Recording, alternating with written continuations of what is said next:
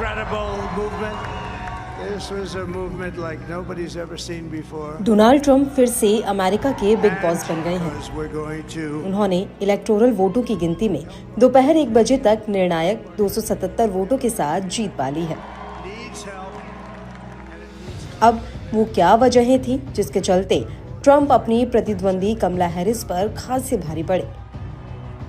Democratic party की उम्मीदवार और भारतवंशी कमला हैरिस अमेरिका में राष्ट्रपति पद का चुनाव हार गई है। हालांकि उन्हें आखिरी समय तक दमदार कैंडिडेट माना जा रहा था, लेकिन वोटिंग के बाद जब वोटों की गिनती शुरू हुई तो इलेक्टोरल वोटों के आधार पर वह बहुत ज्यादा पिछड़ गई। न्यूयॉर्क टाइम्स का प्रोजेक्शन कह रहा है कि जब इलेक्टोरल वोटों की गिनती पूरी होगी तो कमला हैरिस को 232 वोट मिलेंगे तो ट्रंप 306 पर गिनती खत्म करेंगे। अब आखिर क्या वजह थी कि इतनी पॉपुलर माने जाने वाली कमला हैरिस चुनाव हार गई, जबकि उनके साथ महिलाओं से लेकर एशियाई वर्ग का एक बड़ा समर्थन था। जानते हैं कि वो 5 वजह क्या रही जिसने उन्हें चुनाव हरवा दिया। सबसे पहली वजह है आर्थिक चिंताएं।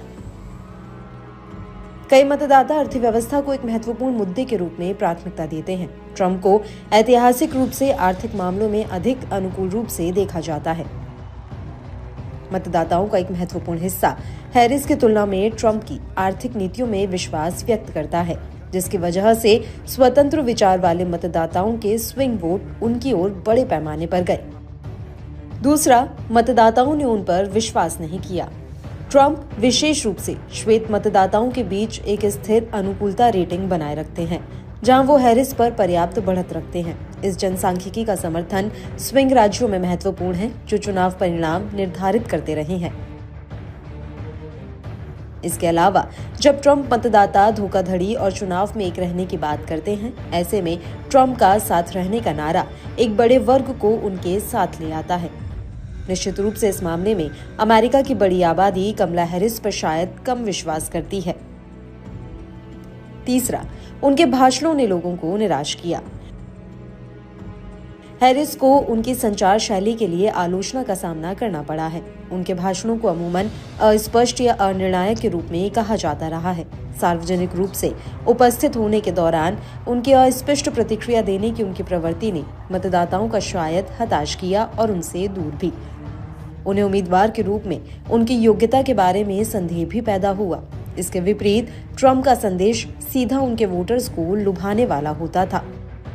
चौथा, स्विंग स्टेट्स ने उन्हें हरा दिया। अगर स्विंग स्टेट को देखें तो ट्रंप को हर जगह पिछले चुनाव की तुलना में ज्यादा वोट मिले हैं। इलेक्टोरल वोट बड़ी संख्या में उनकी ओर चले गए हैं। ट्रंप ने वहां स्पष्ट बढ़त ले रखी है। ये राज्य आवश्यक चुनावी वोट हासिल करने के लिए महत्वपूर्ण है। हैरिस वहां से प्रभावी रूप से समर्थन नहीं जुटा पाई, लिहाजा उनकी हार की ये सबसे बड़ी वजह भी है।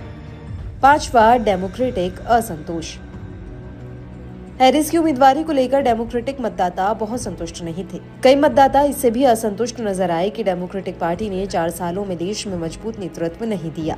इस वजह से ट्रंप ज्यादा मजबूत विकल्प बन गए। उन्हें वापस चुन लिया गया। खासकर ऐसा लगा कि हैरिस की नीतियों में सारी अस्पष्टता की कमी है और डेमोक्रेटिक पार्टी फिलहाल उचित नेतृत्व देने की क्षमता में नहीं है। शायद उन्हें पार्टी का भी बहुत साफ संदेश नहीं मिला।